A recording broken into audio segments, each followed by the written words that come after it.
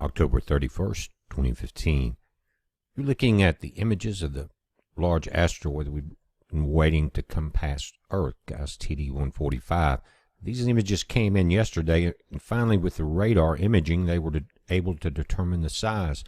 Now, it's 600 meters. They had put it down onto the JBL, if you remember, at 450 meters. For perspective, that's the New World Trade Center or the Freedom Tower. That's how large this rock is. That's why I put it at the entry of this video, because it's exactly what we're talking about, an increase in meteor asteroid activity as we move through different parts of the solar system, through different cycles, and especially the 3600-year cycle.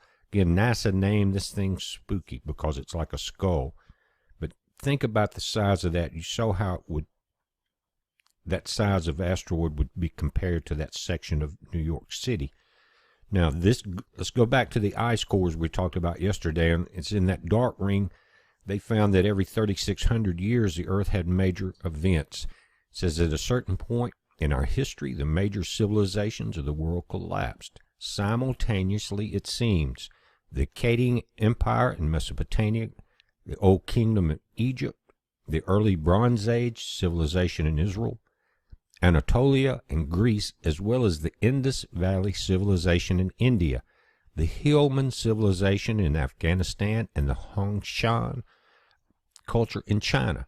In another report, guys, Peru was affected. An entire area was abandoned. The first urban civilizations in the world, that's what they're talking about, all fell into ruin at more or less the same time. Not long afterward, in archaeological time, disaster overtook the Mycenaeans of Greece, the Hittites of Anatolia, and the Egyptian New King, late Bronze Age Israel, and the Shang dynasty of China. That's because the people that were not directly exposed to these events, whether comet strikes and the volcanic and earthquakes, all combined tidal waves, they were affected by nuclear winters. If you study this, and they died off, become very weak. But the Greenland ice core showed evidence of large volcanic eruption in 1642. Now, they at first thought this was Santorini because it went off in that same time period, 3,600 years ago, guys. But here's what's important. The ash or tree did not match the expected Santorini fingerprint. It came from Mount Aniakchak in Alaska. This is important. Now, they tested the tiny shards of glass that were there, and it did not come, but it went off at the same time. Major worldwide eruptions, and what we're going to get into is what was the cause. And there's a group of scientists that wrote a book, and we're going to go through one of the chapters of what they think after analyzing all the data from around the globe, what happened. But remember, if you look at this correlation here, 5200 BC, 8800 BC, 1240 BC, 1600, and 1960 BC, 3,600-year increments. Now you add 1600 BC or there, and you got the other 3,600-year increment, guys, that we're talking about. At 1600 BC, we're very close to that point. Now, they said that even not only did they get the volcanic markings in the ice, but the tree rings were slammed in the northern hemisphere. That shows almost no registration in the Antarctic cores in terms of volcanic activity, but the northern cores show the activity beginning 1644 BC. Now, if you go in and read this, it says there's evidence that the 52 BC event was strong. The 8800 BC event is well marked. In fact, seems to be the strongest of them all. And that would be over 10,000 years ago, guys. We could trace a lot of history with this information. Now, I want to read a book, and I highly recommend it that you find a copy. You can probably find it online fairly easy, but it's called The Cycle of Cosmic Catastrophes, Flood, Fire, and Famine in the History of Civilization, put together by West and Warwick Smith and Firestone. Now, again, there's a lot of information in the book. Chapter 11 is important, and I want to read a condensed section of Chapter 11. But what they have, with all the evidence that they found, tried to find out what was the trigger each time. And they have decided that the Earth was going through extremely heavy clouds of debris, comets and asteroids. And you saw the size of the one that we saw today, guys, Spooky, that came by. Think about that. That was one of the largest that they ever detected before it came past the Earth. Here's what the way chapter 11 starts about the way these catastrophes started. Remember, not only Santorini was going off 3,600 years ago, but the other volcanoes around the world, the large one in Alaska. Here's how they start chapter 11. It says it begins with meteors falling from the sky, a few here and there.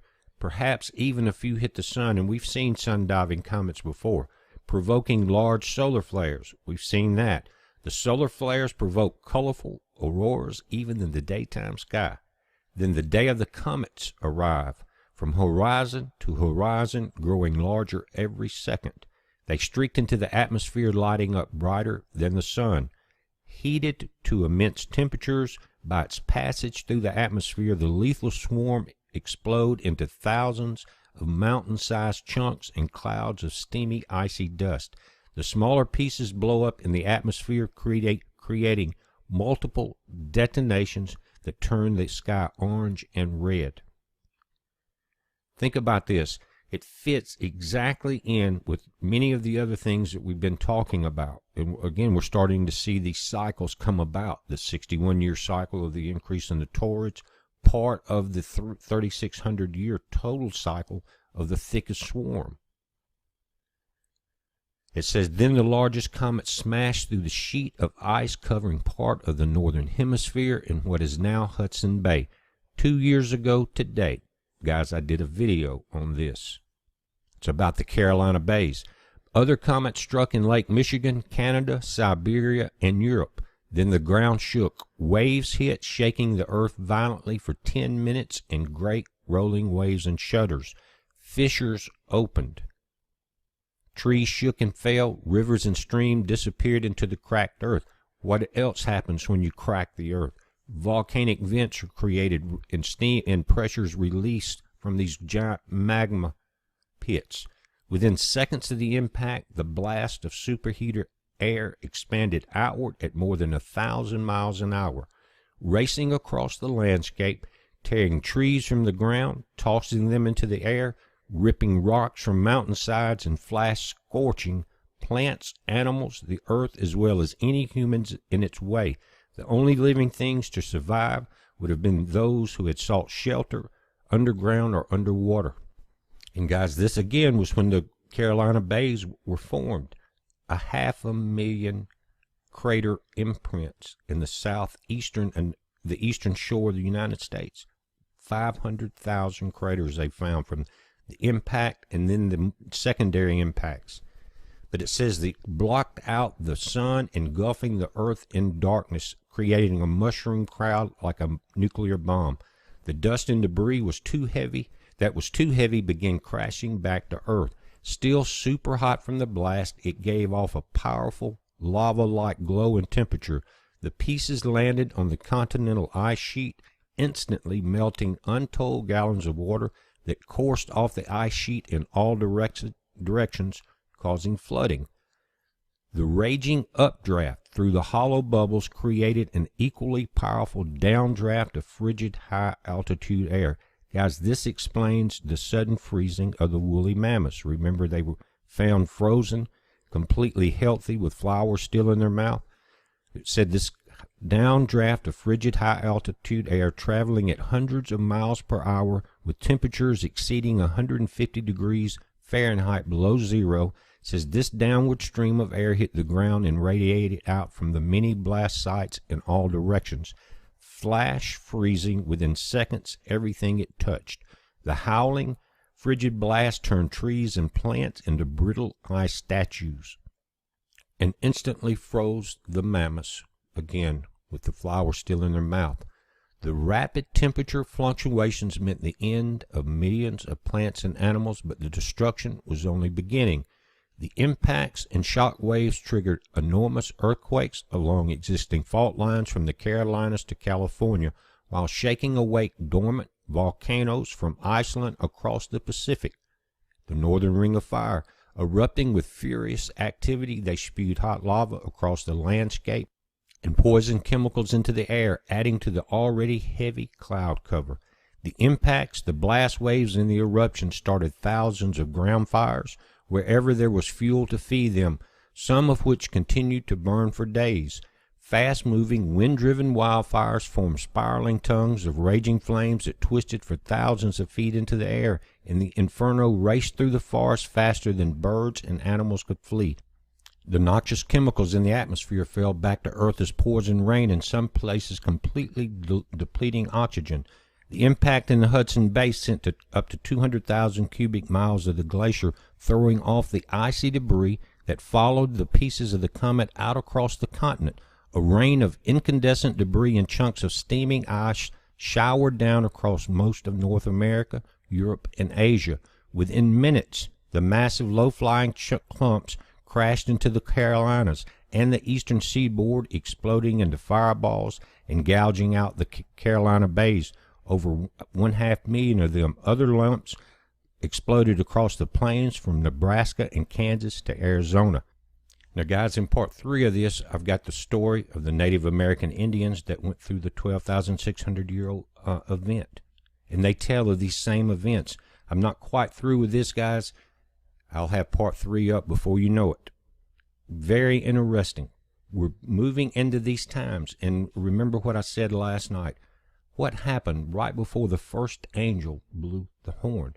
The angel took the incense from before the altar of God and cast it unto the earth. Just like we're talking about, that was the beginning of the 7 trumpets.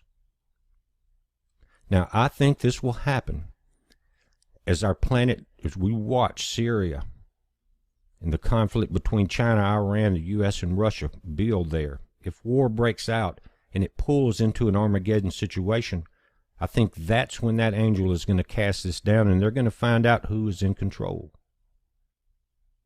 Part 3 will be up soon. It's a heads up. Be safe.